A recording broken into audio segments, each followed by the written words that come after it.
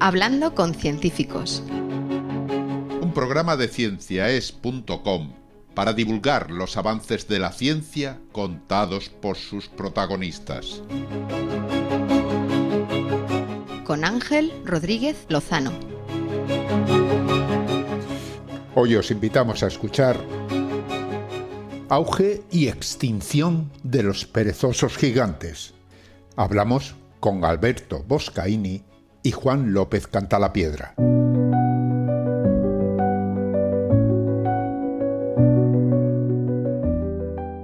Los simpáticos y pequeños perezosos que hoy cuelgan de las ramas de los árboles tropicales, moviéndose con extrema lentitud, tienen una historia evolutiva fascinante que incluye bestias enormes, capaces de pesar hasta 4 toneladas. Hace miles de años, los perezosos gigantes recorrían las llanuras y bosques de Sudamérica con paso tranquilo y firme. Pero hoy solo quedan 2 especies, pequeñas y completamente adaptadas a la vida en los árboles. ¿Qué pasó con sus parientes gigantes? ¿Cómo y por qué desaparecieron? Estas son algunas de las preguntas que han intentado responder Alberto Boscaini y Juan López Cantalapiedra, 2 de los científicos que firman un reciente artículo en la revista Science. En esta charla de Hablando con Científicos nos van a explicar cómo estudiaron la evolución del tamaño corporal de los perezosos y qué descubrieron sobre el auge y la extinción de aquellos que alcanzaron tamaños gigantescos.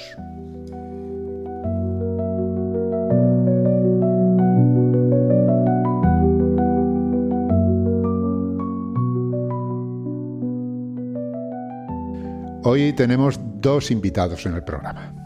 Alberto Boscaini es investigador en el Consejo Nacional de Investigaciones Científicas y Técnicas, CONICET, el Instituto de Ecología, Genética y Evolución de Buenos Aires y en la Facultad de Ciencias Exactas Naturales de la Universidad de Buenos Aires. Alberto, muchas gracias por participar. Hola, muchas gracias por la invitación. Y Juan López Cantalapiedra, a quien ya algunos de vosotros habréis escuchado en otro programa que grabamos sobre la evolución de los elefantes, nada menos. Es investigador en el Museo Nacional de Ciencias Naturales. ¿Qué tal, Ángel? ¿Cómo estás? Bien, vamos a hablar de unos animales que para los que vivimos aquí en esta parte del mundo son muy curiosos porque por aquí no los hay salvo los zoos, que son los perezosos y concretamente perezosos gigantes ya desaparecidos. Habéis publicado un artículo en Science que es muy interesante, que habla de la aparición y desaparición de los perezosos gigantes. Alberto, explícanos, ¿cómo es un perezoso actualmente y cómo eran los anteriores? Mira, llevo alrededor de 10 años estudiando estos animales y todavía me parecen muy, muy atractivos. Eran muy curiosos hace tiempo porque yo soy de origen italiano y estuve varios años viviendo en España, donde ahí conocí a Juan. Y siempre este grupo me atrajo mucho la atención por ser muy, muy peculiares. Ya solo los perezosos actuales, si nos paramos un poco a pensarlo, son animales directamente bizarros, diría. Se la pasan viviendo, trepando los árboles, casi sin moverse, haciendo movimientos muy lentos, tienen una locomoción suspensora. Y son poquitos grupos hoy en día. Tenemos nada más que 2 géneros, Bradypus, el perezoso de 3 dedos, y Coloepus, el perezoso de 2 dedos. Cuando en cambio vamos al registro fósil a ver los representantes extintos del grupo, nos damos cuenta que en realidad en el pasado eran muy distintos.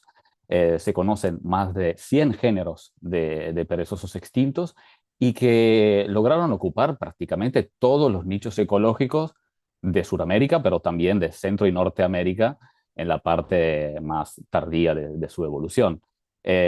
Algunos eran totalmente terrestres, algunos llegaron a tener toneladas de peso corporal, tan pesados como un moderno elefante africano, por ejemplo, capaces incluso de cavar cuevas, y tenemos registro de esto en las costas tanto de Argentina como de Brasil. Algunos llegaron a ocupar ambientes marinos. De hecho, en el Mioceno había perezosos que eran nadadores, se alimentaban de algas en el fondo del mar. Vivían incluso a nivel del mar, hasta 4.000 metros de altura en los Andes, y eran realmente un grupo muy exitoso en el pasado, y de lo cual lamentablemente tenemos solo unos representantes, no tan representantes de la diversidad del pasado. Juan, estos perezosos son, lo ha dicho Alberto, característicos de América, pero en el resto de los continentes no existían, ¿no? Bueno, yo puedo dar algún apunte, sin duda aquí el gran experto en el grupo es Alberto, pero digamos que la historia de este grupo, como la de otros muchos, con digamos, un núcleo en Sudamérica, hay que marcarla en que Sudamérica estuvo desconectada de otros continentes durante una parte muy importante de su historia, ¿no? Y solo, digamos, choca y se une con Norteamérica en un proceso que todavía estamos intentando comprender, pero que empieza como en alrededor de a lo mejor 7 millones de años, que es relativamente poco, hasta hace 3 millones de años, ¿no? Es decir, que los perezosos entran en Norteamérica, pero mucho más tarde, en tiempo relativo a lo que fue su historia evolutiva en el continente sudamericano. Solo unos poquitos, no sé exactamente, a lo mejor Alberto podría dar más detalle en eso, unas poquitas especies entran en Norteamérica, y ya el paso hasta Eurasia, que sería entrar en zonas de Ártico, atravesar Bering y tal, pues se ve que eso ya fue algo que nunca consiguieron, pero del mismo modo que muchos otros grupos que tampoco lo consiguieron. Las imágenes que he visto en zoos, siempre es un animal muy curioso, porque da la impresión de que parece como un mono raro, ¿no? Pero no tiene nada que ver con los primates, ¿no? Exacto. Te puedo dar un dato de color. Cuando Linneo empieza a hacer sus clasificaciones de los animales, en un principio, en la primerísima edición del Sistema Naturae, coloca a los perezosos adentro de primates, justamente por estos quizás rasgos similares en los rasgos de la cara que recuerdan efectivamente un poco los primates. Después, Linneo se corrige en las ediciones sucesivas y al final separa bien los primates de un clado que llama Bruta, donde incluye, sí, los perezosos, los osos hormigueros y los armadillos, que hoy en día sabemos que constituyen un clado llamado Xenarthra. Un clado que, un poco como dijo Juan al principio, en su comienzo tienen una historia muy suramericana. Evolucionan durante millones y millones de años en un continente isla que no tiene conexiones con el resto de las tierras. Y es aquí que evolucionan estas formas sorprendentes en un proceso que Simpson llamaba el aislamiento espléndido, ¿no? Sabemos hoy en día que eh, tiempo y aislamiento son los dos ingredientes principales que necesita la evolución para producir las formas más maravillosas. Y bueno, tienen una historia muy prolongada y muy aislada, y solo al final, a partir de hace alrededor de 7 millones de años, empiezan las primeras migraciones puntuales. El Istmo de Panamá se empieza a formar, es intermitente en un principio, y a partir de hace 3 millones de años, ese puente se convierte en un pasaje estable. Y ahí es cuando las dos faunas norte y suramericanas empiezan a mezclarse de verdad.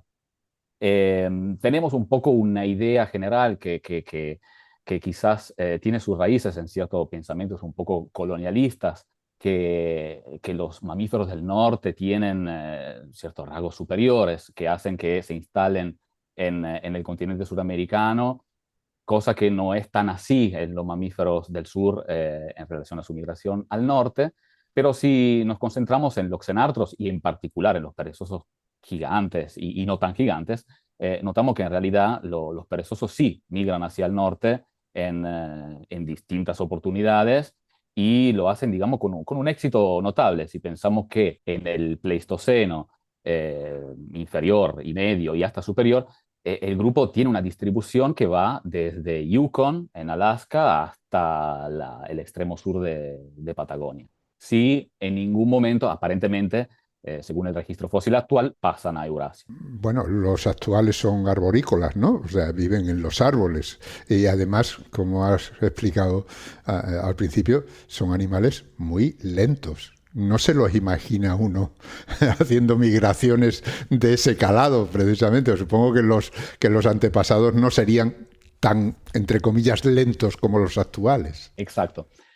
Hay mucha evidencia que se estuvo colectando en los últimos años que indica que los perezosos gigantes, los perezosos extintos, tenían niveles de agilidad parecido al de los actuales mamíferos de tamaño corporal parecido. Es decir, tenían niveles de agilidad y metabolismo incluso parecido al de los actuales rinocerontes o elefantes africanos. Entonces, se trata de animales que incluso lanzados en plena carrera podían alcanzar velocidades importantes. Tú lo has dicho, ya hay una diversidad, ¿no? Son naturales de Sudamérica, pero ¿de qué espacio de tiempo estamos hablando? ¿Cuándo existieron, Juan? Bueno, pues se supone que una vez construida, una de las cosas que sobre todo Alberto ha trabajado con otros expertos en el grupo, que es construir el árbol evolutivo de este grupo, y en base a diferentes modelos parece que la edad estimada para el origen ronda en torno a los 35 millones de años. Es decir, que como todavía existen hoy en día, pues hablamos de una historia evolutiva de 35 millones de años, que para que se haga la gente una idea, sería 10 veces el tiempo que ha pasado desde el Australopithecus luci, ¿no?, hasta nuestros días, que son unos 3,5 millones de años. Así que multiplicas eso por 10 y te da el tiempo que este linaje de perezosos estuvo, bueno, pues diversificándose, evolucionando en el continente sudamericano, que es un tiempo bastante largo.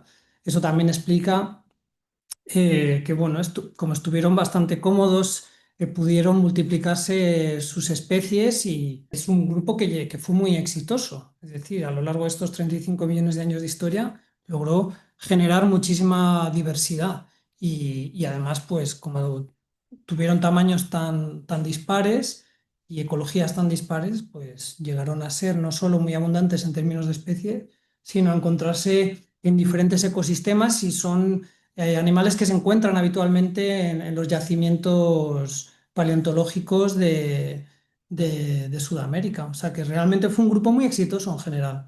¿Los restos aparecen en toda Sudamérica o hay alguna zona especial que los albergue? Alberto. Sí, se encuentra en todo Sudamérica.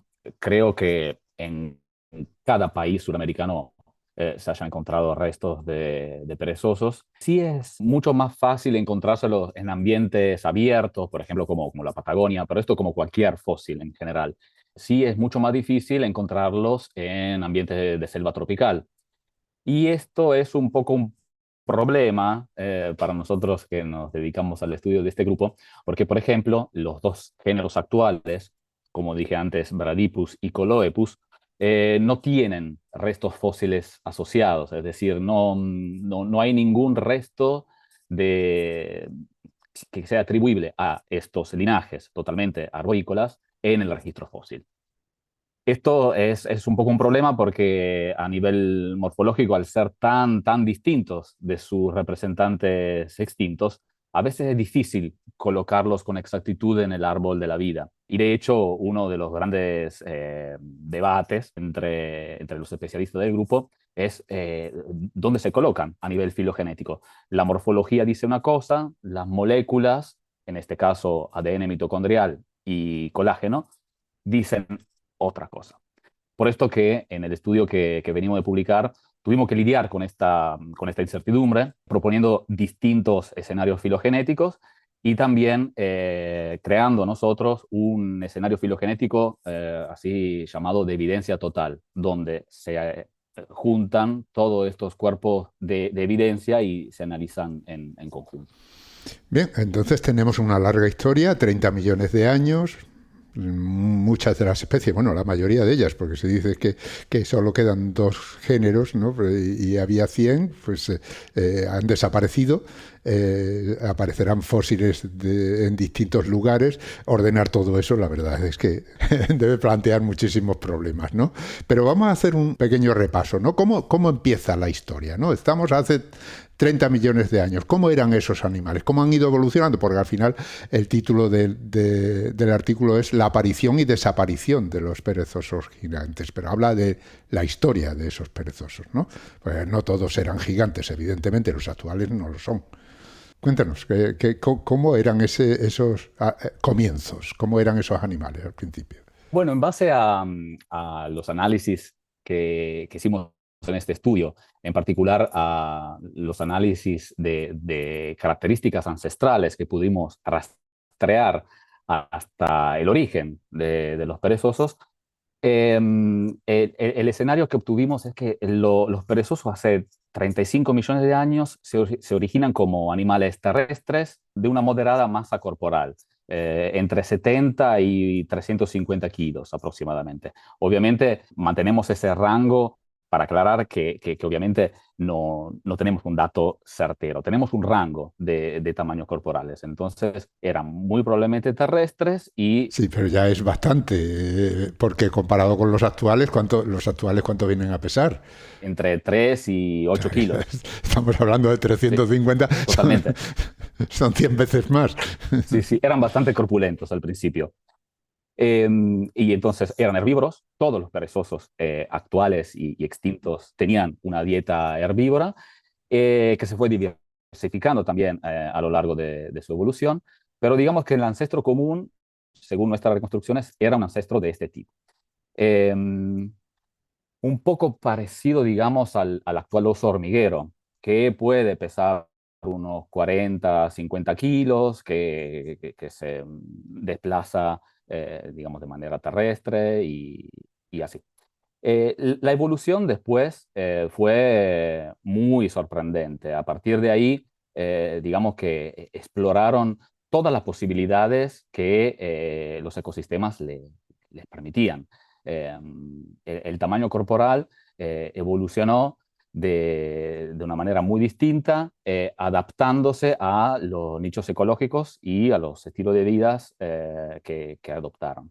En particular, notamos que había 3 grupos de perezosos, terrestres, semiarborícolas y arborícolas, que continuamente ajustaban su tamaño corporal apuntando a determinados óptimos adaptativos, lo llamamos un poco en una jerga evolucionista. Y así fueron ajustando el tamaño corporal a las distintas ecologías y a los cambios, obviamente, ecológicos del continente entero. Una cosa que notamos es que hay una correlación bastante fuerte entre la disminución de las temperaturas a lo largo del tiempo, a lo largo del Cenozoico tardío en el continente americano, y el aumento de la disparidad en tamaños corporales, es decir, la diversidad de pesos que podían alcanzar. Y sobre todo esto es debido a la aparición en múltiples episodios de gigantismo. Porque como sabemos muy bien que los perezosos actuales evolucionaron hacia hábitos de vida arborícolas y una disminución del tamaño corporal de manera independiente, también el gigantismo en el pasado apareció de manera independiente en distintos grupos de perezosos. Es decir, son novedades evolutivas que para ellos fue recurrente a lo largo de su larga historia. Ya, pero cuando hablamos de gigantes, ¿de qué tamaño estamos hablando? Cuando hablamos de gigantes, hablamos de animales de más de 1 tonelada. De más de 1 tonelada. Elegimos fijar el concepto de gigante como aquellos que superan la tonelada de peso. Juan, ¿qué sería? ¿Como un elefante? Bueno, pues mira, aquí en el Museo de Ciencias Naturales, casualidades de la vida, tenemos un esqueleto del megaterio, ¿no? que es un género de los, yo creo que me corrija Alberto, pero creo que es el género que llegó a tallas mayores y algunos ejemplares que han estimado Alberto y otros colegas que están en el artículo dan pesos de más de 4 toneladas. Eso, como comentaba Alberto antes, emplaza a algunos individuos de este género, del Megatherium, sería el nombre del género, que claro, significa la gran bestia o bestia grande, que está muy bien puesto el nombre, la verdad. Eh, pues en tallas como grandes elefantes asiáticos o en tallas, digamos, bastante comunes en elefantes africanos. O sea, estamos hablando de un animal que necesita, o sea, la ecología de herbívoros de estos tamaños es muy peculiar porque les obliga normalmente a moverse mucho, ¿no? Si pensamos en los elefantes africanos, por ejemplo, tienen que ir moviéndose a lo largo, si pensamos en la pirámide trófica, ¿no? Estos engañan un poco al sistema, tienen que alimentarse sobre varias pirámides tróficas, sobre todo en zonas estacionales como África, ¿no? Entonces, esa es una de los temas que va asociado a estos tamaños, ¿no? La capacidad de moverte.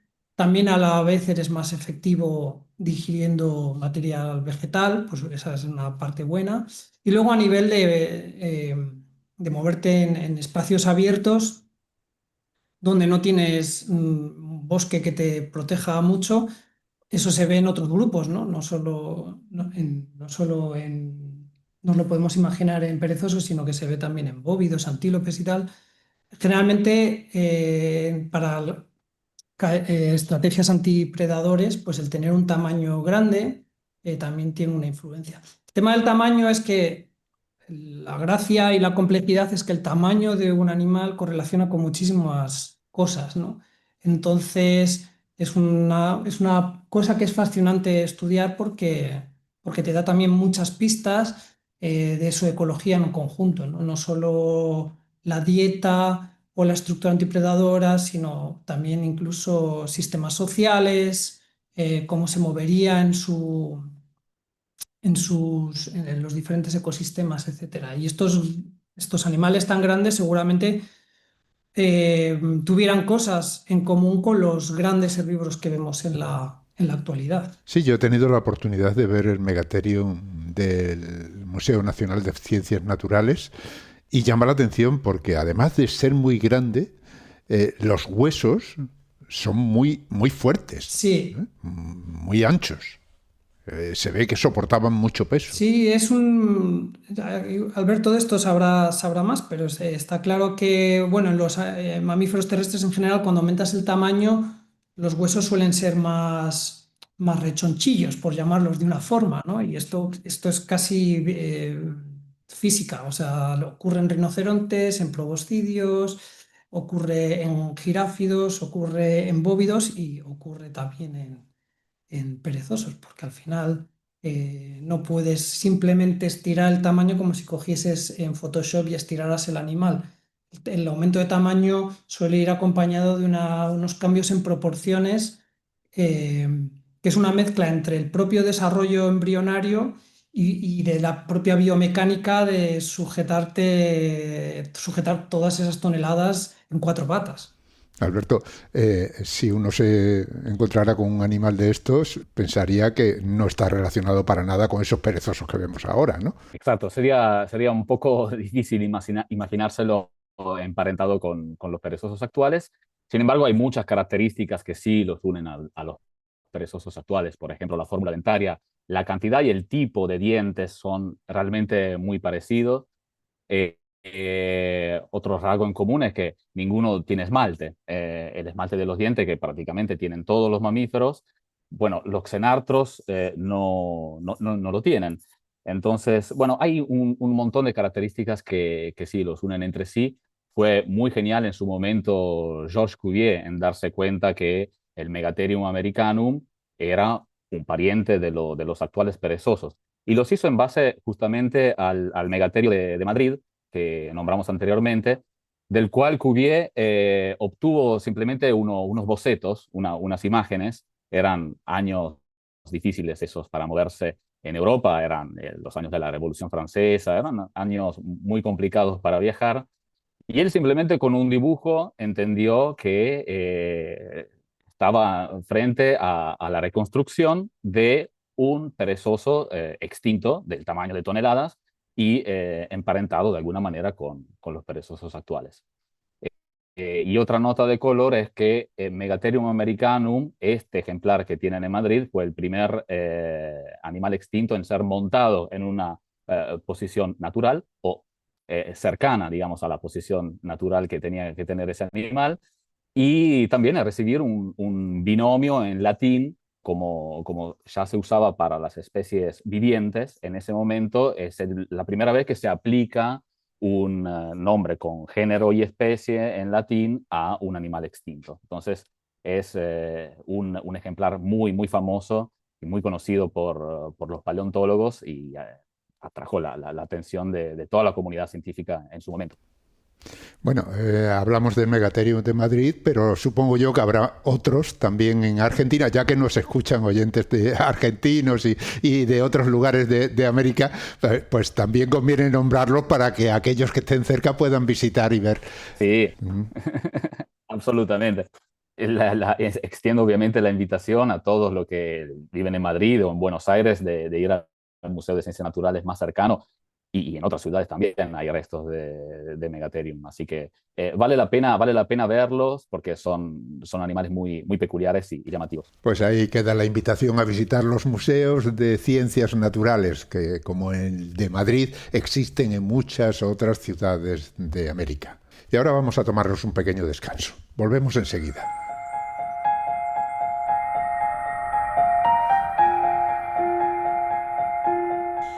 Estáis escuchando Hablando con Científicos, un podcast de cienciaes.com para divulgar la ciencia de la mano de sus protagonistas.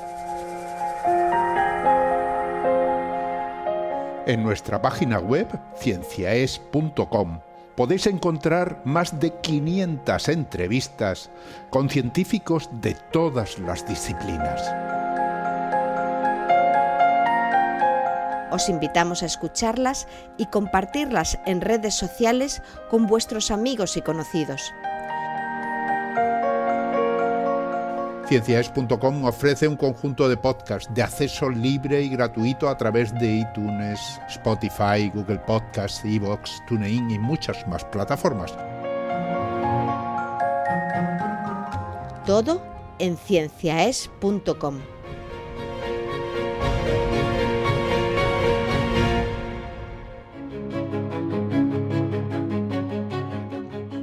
Continuamos hablando con Alberto Boscaini, que es investigador en el Consejo Nacional de Investigaciones Científicas y Técnicas, CONICET, de Argentina, y el Instituto de Ecología, Genética y Evolución de Buenos Aires y la Facultad de Ciencias Exactas y Naturales de aquella ciudad.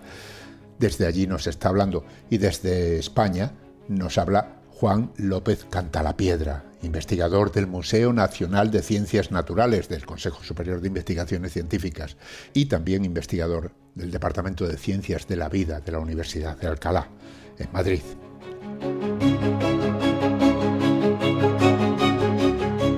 Estamos hablando entonces de la evolución de un animal que, por un lado, ahora los representantes son pequeños, podemos decir, comparados con eso, por supuesto, pero en otros tiempos fueron enormes. Pero claro, ¿qué ocurrió? Vosotros habéis estado estudiando esa evolución y, sobre todo, ¿qué factores pudieron influir en su aparición y su desaparición? Y creo que ahí habéis encontrado incluso cambios climáticos que pudieron incidir, ¿no? Cuéntanos un poco la historia. Sí, como decía antes, encontramos un patrón evolutivo muy interesante, que era un poco la idea inicial de este trabajo: estudiar la evolución del tamaño corporal, quizás, como decía Juan, la variable que, tomada independientemente, explica la mayor cantidad de cosas de la vida de un organismo, y la queríamos estudiar en un grupo donde la disparidad en tamaño corporal es tan acentuada, y entender un poco cómo cambió a lo largo del tiempo. Por eso que sumamos una cantidad previamente no estudiada en cuanto a magnitud de medidas corporales, de estimaciones de tamaño, mezclándola con datos ecológicos y filogenéticos del grupo, y notamos un patrón evolutivo muy interesante donde vemos que el tamaño corporal evolucionó a lo largo del tiempo de acuerdo a estos tres óptimos adaptativos que estuvimos comentando anteriormente. Y esto funcionó durante 35 millones de años, menos en el último minuto de la historia evolutiva del grupo. Es un poco como tratar de entender cómo funciona un ajedrez, el juego del ajedrez, mirando dos personas jugando. En el momento en que entendés las reglas, llega alguien y patea el tablero. Y es un poco lo que pasó con este grupo. Hace 12.000 años, en la transición Pleistoceno-Holoceno, notamos un descenso abrupto de la diversidad de tamaño corporal debido justamente a la extinción de gran parte del grupo y de todas las que llamamos megafauna, porque animales gigantescos los había también en otros grupos. Los había en notongulados, que son un grupo de mamíferos suramericanos que no dejaron ningún representante actual. Los había también en marsupiales, los había en un montón de linajes, entre los cuales los perezosos gigantes. Los había en gliptodontes, por ejemplo, que son estos armadillos grandes como utilitarias, como pequeños autos. Y entonces nosotros observamos que ahí en un momento muy puntual se extingue todos los perezosos terrestres y unos 5.000 años después también se extinguen los perezosos semiarborícolas que vivían en las islas del Caribe. Y esto es directamente vinculado a la expansión de Homo sapiens. En primer lugar, en el continente americano y después en las islas del Caribe. Y no hay ninguna, digamos, manera de explicar la extinción de los perezosos sin tener en cuenta el impacto humano. Seguramente, muy probablemente, hayan influenciado otras cuestiones como cambios climáticos, esto no lo podemos descartar del todo, pero en este grupo de estudio seguramente el impacto mayor lo tuvo el ser humano. Imagino que habéis tenido que estudiar una cantidad muy grande de restos, ¿no? Encontrados en distintos lugares, pertenecientes a distintas épocas. Es decir, ahí hay una cantidad de material muy importante que habéis tenido que ir recopilando y ordenando, sobre todo, ¿no? Porque además hay que poner orden en todo eso. Ha sido un trabajo arduo, ¿no?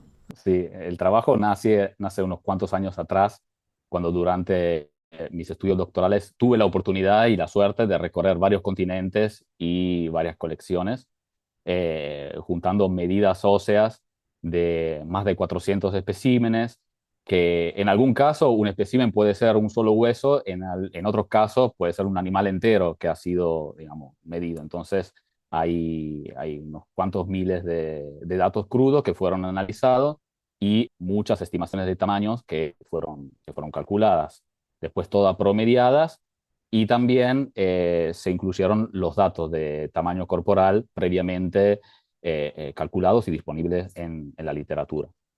Entonces sí, es un trabajo que tiene unos cuantos años de desarrollo. Sí, yo para que también los oyentes entiendan también cómo funciona un poco todo el trabajo que hay detrás de un artículo tan complejo, eh, a mí Alberto me invita a este trabajo seguramente cuando ya habían ellos sufrido y sudado lo que estaba comentando, ¿no? Eh, yo llego un poco a medio proyecto, un poco como asesor y a nivel más analítico, mi perfil es un poco más analítico, por eso le he estado dejando todas las preguntas difíciles de perezoso, se las he dejado todas a él, que es el experto. Pero todo lo que haga antes, es decir, es visitar creo que 17 museos diferentes de diferentes partes del mundo donde hay restos de estos animales y se han tenido que trabajar medidas de más de 400 especímenes diferentes. Y esto pues es una tarea que han llevado varios investigadores del equipo que forma los autores del trabajo.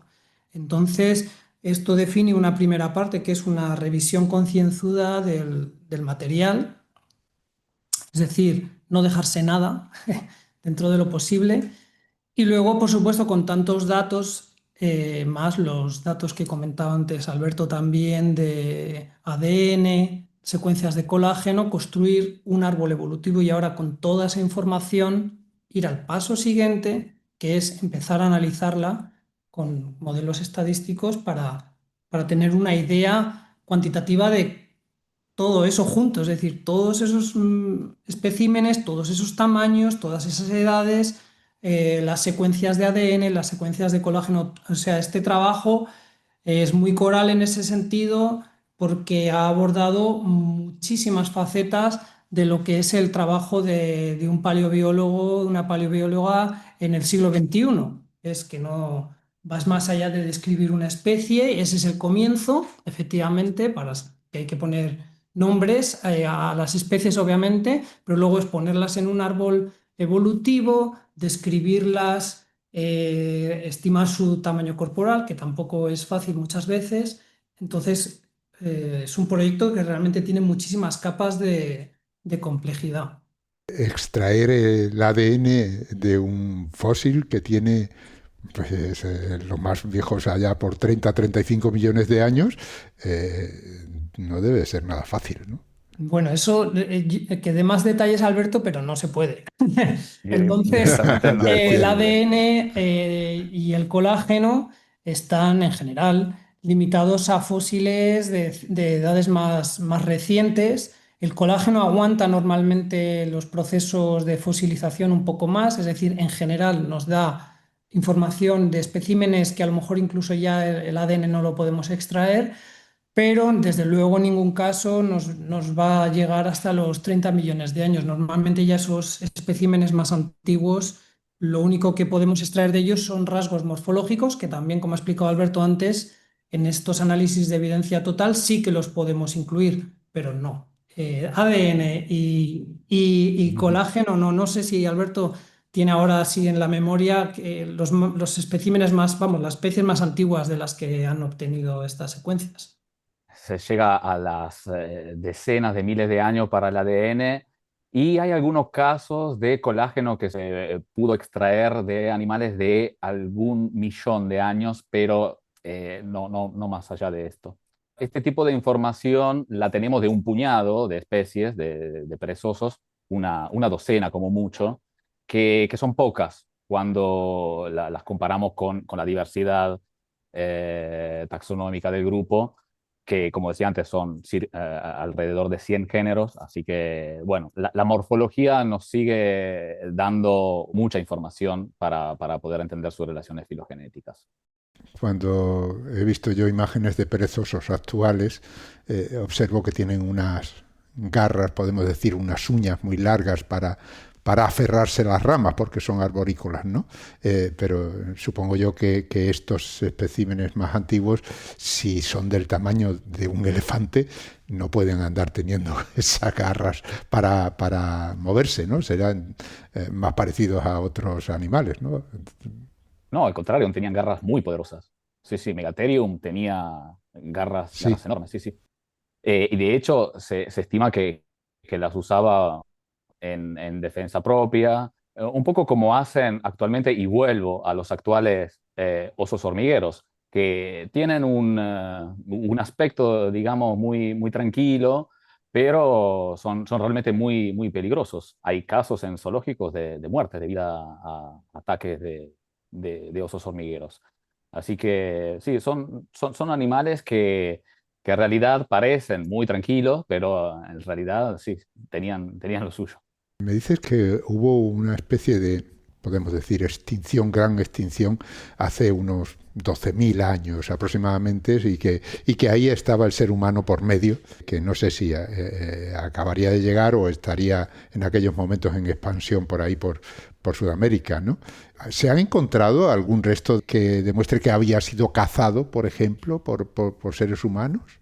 Sí, se han encontrado numerosas marcas en huesos de perezosos gigantes que En parte se atribuyen a caza directa y en otros casos en aprovechamiento también. Hay restos en varios puntos del continente y también hay un hallazgo que fue llamativo hace unos pocos años, también publicado en Science, donde se encontró en Norteamérica una huella, una pisada de un perezoso gigante y adentro la pisada de un ser humano. Y los investigadores la interpretaron como el ejemplo eclatante de un momento de caza, donde en el mismo momento las pisadas se sobrepusieron y, y nada, según los investigadores representaban el momento de la caza del perezoso gigante. O sea, al perseguidor y al perseguido, ¿no?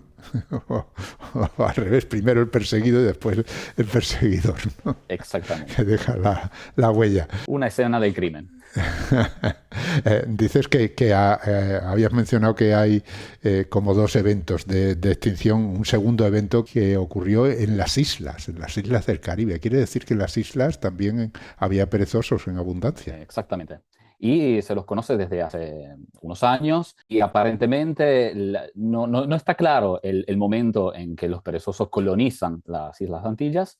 Hay restos muy fragmentarios y no toda la comunidad científica está de acuerdo con eso, pero parece que ya en el Mioceno se colonizaron las Islas Antillas y del Caribe por parte de una gran fauna de mamíferos, entre los cuales los perezosos. No hay que olvidarse, como dije antes también, que algunos perezosos en el Mioceno eran nadadores, podían bucear e incluso sumergirse en las aguas marinas, se alimentaban de algas. Y incluso hoy en día, si alguien va a buscar algunos videos de perezosos nadadores en YouTube, se puede encontrar con videos muy bonitos de perezosos desplazándose en agua, que uno nunca lo pensaría, ¿no? Son animales tan arborícolas y tan eh, que no se desplazan por tierra muy bien, son muy torpes en tierra y uno no pensaría que en realidad son hábiles nadadores en el fondo. El estudio de estos animales es uno, tú lo has dicho, de los muchos que desaparecieron, que también pertenecían a esa megafauna y corrieron una suerte parecida en toda Sudamérica. ¿Eso quiere decir que podéis extender este tipo de estudios a otros animales? Bueno, Sí, sería la idea. sería súper Juan. interesante y yo creo que este estudio lo bueno que tiene es que tiene una filogenia muy completa. Hemos, hemos trabajado sobre un árbol evolutivo que incluye mucha diversidad y mucha información y eso es clave. Entonces, desgraciadamente en paleontología no siempre se tienen árboles evolutivos tan completos y por tanto suele haber unas limitaciones a la hora de hacer este tipo de estudio. También una de las cosas que nos puso un poco en común es que yo también estoy muy interesado en la evolución del tamaño corporal en otros grupos y es interesante ver que hay una serie de generalidades que se cumplen tanto en los perezosos como en otros grupos de herbívoros. Una de ellas es la idea de que la vida se abre camino, es decir, muchas veces tenemos en la cultura general esta idea del aumento de talla progresivo y lo que vemos cuando juntamos todos los datos es que normalmente estamos hablando de procesos que llamamos más de difusión en general, es decir, como ha dicho Alberto antes, los perezosos empezaron en tallas moderadas, entre comillas, de entre 70 a 300 kilos. Lo que vemos es un proceso donde van ocupando tallas más pequeñas y tallas más grandes. Es como si echamos una gota de colorante en un vaso de agua y lo repetimos 100 veces. Pues de un vaso al siguiente las convoluciones del colorante no van a ser idénticas, pero el resultado al final va a ser el mismo, que es que el colorante se va a esparcir por todo el vaso de agua. Es decir, y esto va a ocurrir independientemente de dónde echemos la gota. En otros grupos lo que vemos es que efectivamente a lo mejor el primer representante es mucho más pequeño, está en los 20 kilos, y lo que vemos es que la difusión va a terminar también ocupando una parte muy importante de diferentes tamaños corporales, ¿no? Entonces yo creo que una de las cosas interesantes en evolución, además de la historia evolutiva de cada grupo, es luego intentar extraer generalidades. Y yo creo, y por supuesto faltan muchos grupos conseguir que tengan estos árboles evolutivos tan completos, ¿no? Y a realizar análisis tan exhaustivos como este de los perezosos, pero yo creo que esto va a ser una generalidad que se va a ir confirmando, ¿no? Que al final los grupos van a tender a ocupar tanto espacio del vaso como sea posible. No están sujetos a una tendencia solo a aumentar de tamaño, que es un poco lo que siempre nos cuentan, ¿no? Sino que es un proceso mucho más simple, en el sentido de simplemente expandir a tamaños lo más diversos posibles dentro de, por supuesto, los competidores que te vas a encontrar, los modos de vida, ¿no? Como comentaba Alberto, de ser arbóreo o ser terrestre o ser semiarbóreo, pero en general esa dinámica es la que yo creo que ha gobernado en general la evolución del tamaño corporal. ¿Qué queda por hacer en el estudio de estos perezosos, ya sean gigantes o no, Alberto? Queda muchísimo por hacer. Como mencionaba antes, no tenemos idea de dónde y cómo evolucionaron los perezosos actuales que tenemos hoy en día. Esto es una gran falta que tenemos en el conocimiento, lo que nos dedicamos a este grupo. Queda muchísimo por explorar. Un gran potencial tienen las actuales selvas tropicales y los fósiles que se pueden encontrar ahí. Por más que la probabilidad sea inferior, hay fósiles, obviamente, y ahí está, para mí, la clave del origen, de la evolución de los linajes actuales. Por descubrir muchísimo, tanto en relación a las formas que vivían en el pasado, hay seguramente muchas más para descubrir, y también los modos de vida, los comportamientos de estos perezosos del pasado.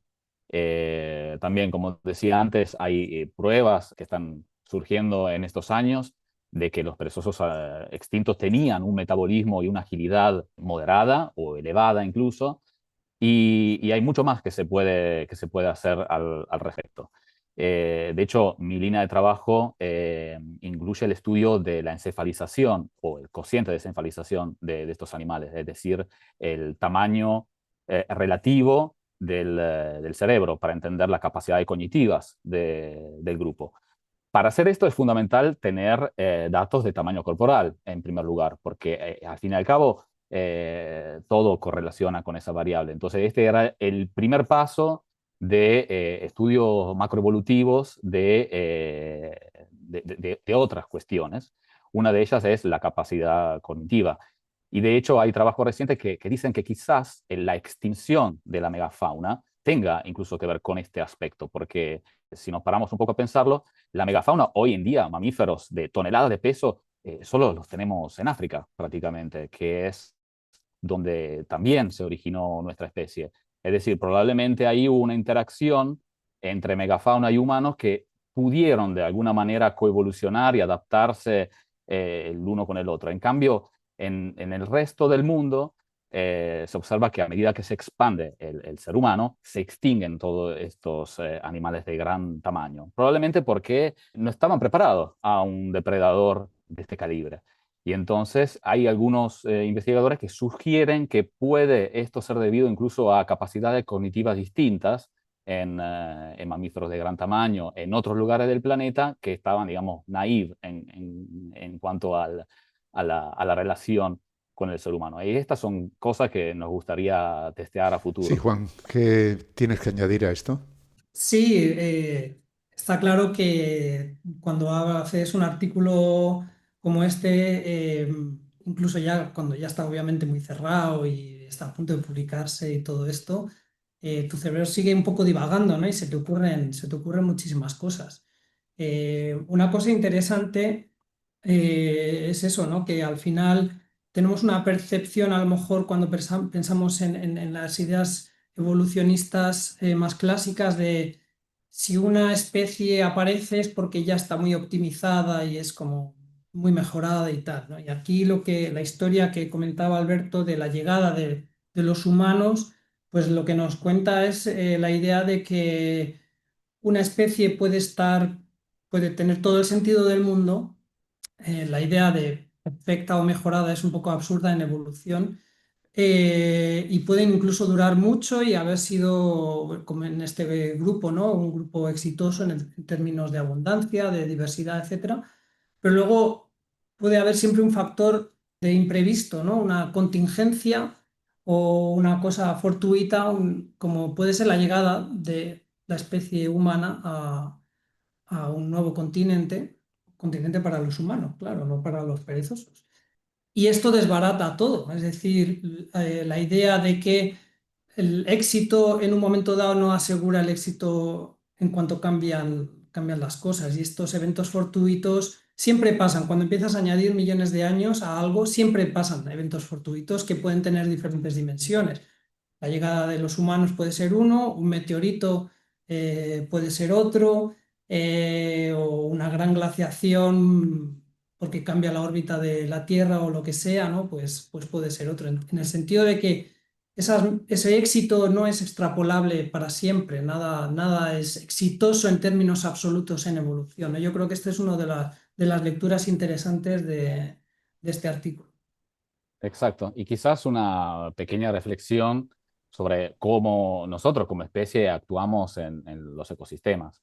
Creo que ya hay cada vez más evidencia de lo destructivo que ha sido el ser humano a lo largo de su historia y de cómo lo éramos incluso en épocas en las cuales no éramos conscientes de nuestro actuar sobre los ecosistemas. Con la extinción de todos estos grandes mamíferos, no solo se extinguieron ellos mismos, estos linajes, sino que también enteras funciones ecológicas y todo su rol en el ecosistema desapareció.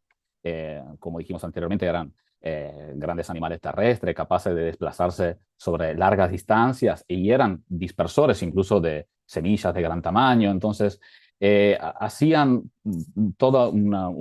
tenían un rol en el ecosistema que ahora está completamente perdido. Bueno, quizás no es un gran final feliz o una moraleja linda, pero es lo que somos y quizás corregirlo en cuanto podamos ahora puede ser importante hacerlo. Bueno, ahí está la lección, espero que la aprendamos. Bueno, ya para terminar, siempre me gusta que habléis del equipo, ¿no? Vosotros dos habéis formado parte de ese equipo, pero lógicamente el equipo solo hay que ver el artículo, hay muchísimas personas ahí firmando el artículo, quiere decir que lógicamente ha habido mucho trabajo que hacer y cada uno tendrá su parcela, ¿no? De expertise ahí.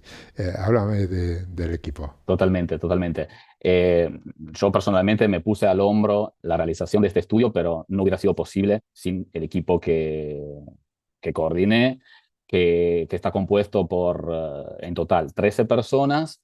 Muchos son especialistas de larga data en el grupo de estudio. Acá quiero destacar que hay como una línea de trabajo que se estuvo haciendo desde los años 80 con el equipo de Vizcaíno, Susana Vargo, Néstor Toledo, que fueron entre los primeros que empezaron a calcular estimaciones de tamaño corporal en perezosos gigantes, metodologías que se fueron mejorando a lo largo de las décadas. Y claro, sin estas semillas iniciales no se podría haber hecho un trabajo como este. Sumando obviamente después a Juan aquí presente, a Daniel Casali en Brasil, que pusieron todo su expertise en los modernos métodos filogenéticos comparativos y especialistas de eso, del grupo que permitieron juntar, digamos, el trabajo que ahora tenemos publicado en Science. Hay especialistas de Sudamérica, de Norteamérica, de Europa, un poco como las colecciones que se visitaron, ¿no? A medida que iba juntando datos, también juntaba colaboradores y entonces el trabajo que tenemos ahora es el fruto de este trabajo compartido. Juan, ¿qué puedes decir del equipo? Pues poco más que añadir a lo que ha dicho él. Yo también, desgraciadamente, pues como la mayoría del equipo, si no todo el equipo, está basado en Norteamérica y sobre todo en Sudamérica, pues no hemos podido interactuar físicamente mucho, eh, pero desde luego me puedo imaginar la labor intensa de trabajo en colecciones que han hecho, el trabajo de coordinación que ha tenido que tener Alberto con un equipo tan grande, pero desde luego pues eso, es satisfactorio formar parte de algo tan especial, de un trabajo tan completo, con tantas facetas tan impresionantes. Y desde luego, bueno, aprovecho para darle las gracias a Alberto por contar conmigo. Sí, ha sido un placer. Además, hemos disfrutado mucho las reuniones, he aprendido mogollón.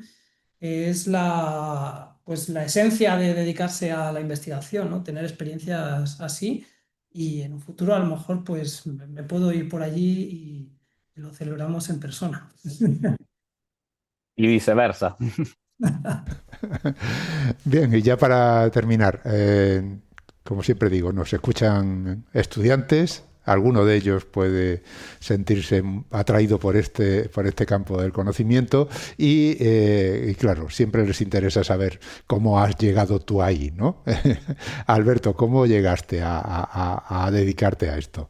Bueno, ¿cómo llegué a dedicarme a la paleontología? Hace mucho tiempo me defino uno de la generación Jurassic Park, porque tenía 4 años cuando salió la primera película, la vi en el cine y ahí decidí que iba a ser paleontólogo. Después los dinosaurios me fueron interesando cada vez menos y me estuve apasionando a procesos evolutivos y cuestiones que no estaban vinculadas necesariamente a un grupo taxonómico en concreto. Y al final, bueno, después de una carrera en Italia, una maestría en Barcelona, opté por migrar a la Argentina y hacer el doctorado en este grupo, para mí siempre muy llamativo y también atraído por el continente suramericano, que lo conocí primero como mochilero y después como investigador. Así que el consejo es tratar de alimentar la curiosidad un poco en todos los aspectos, no solo en este o una pasión en concreto, sino de expandir los horizontes y eso, nunca bajar los brazos. Uh-huh. Juan, la misma pregunta. Yo soy un poco más mayor que Alberto y yo ya tenía libros frikis de dinosaurios y estas cosas a finales de los 80. Y claro, hombre, cuando llegó Parque Jurásico, me gustó mucho también. Bueno, no hizo más que ahondar, ¿no? La fascinación. Yo luego cursé biología aquí en Madrid. A paleontología típicamente se puede llegar con un doctorado en paleontología, pero puedes llegar o desde geología o desde biología porque al final es una disciplina que está eh, con cosas compartidas entre las dos ramas, ¿no? Y luego, pues, el verano que acabé la carrera, tuve un aterrizaje relativamente tardío, porque hay mucha gente que empieza incluso a ir a congresos durante la carrera y a hacer alguna colaboración durante la carrera, que es lo deseable para todos aquellos que quieran meterse en investigación en general. Cuanto antes empiecen a tener alguna publicación, algún congresito, si puede ser durante la carrera mejor. Yo hasta que no acabé la carrera no fui a un yacimiento a excavar y a partir de ahí conocí a gente del Museo Nacional de Ciencias Naturales y bueno, pues empecé un doctorado.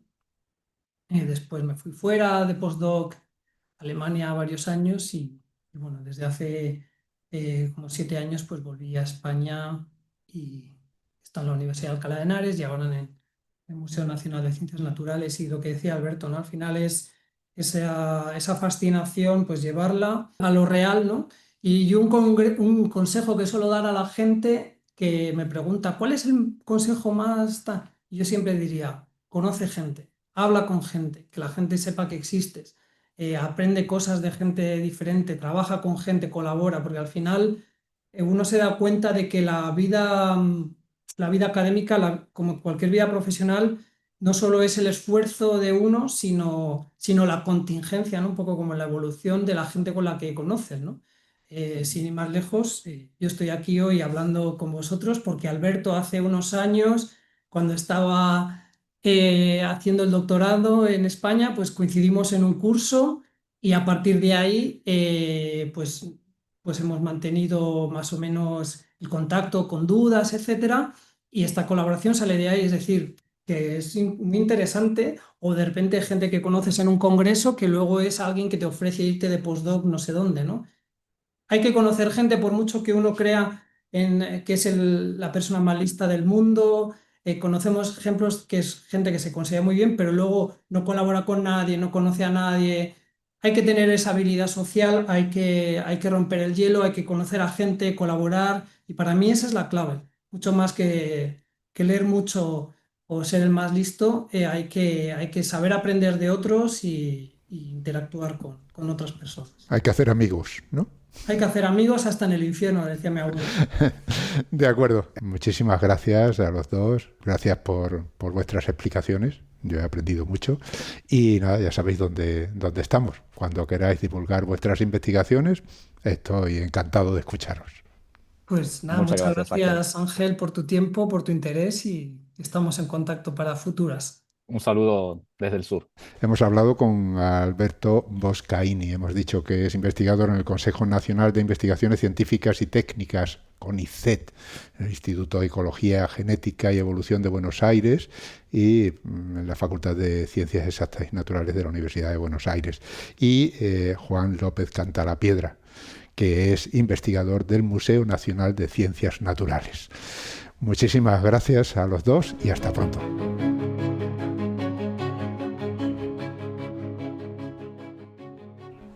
Y como siempre, antes de despedirnos, tengo que recordaros que Hablando con Científicos y el resto de los podcasts de cienciaes.com son posibles gracias a vuestras donaciones. Es nuestra única fuente de ingresos. Así que, si escuchas nuestros programas, si te gustan y todavía no te has unido al grupo de mecenas, ánimo, únete. Visita cienciaes.com, pulsa el botón de donar y elige cualquiera de las opciones que ahí se ofrecen. Han escuchado ustedes Hablando con Científicos, con Ángel Rodríguez Lozano. Cienciaes.com. Ciencia para escuchar.